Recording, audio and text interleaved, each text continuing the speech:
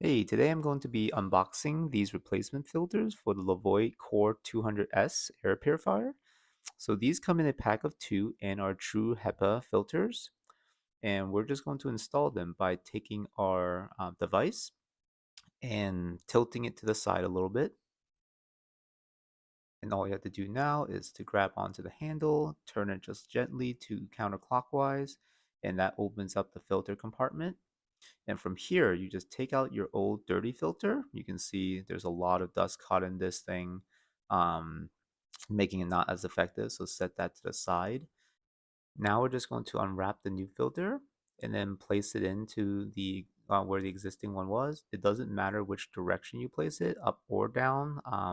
You can just place it in and then place the lid back on, turn it clockwise gently, and your filter is ready to go, and you can turn on your air purifier.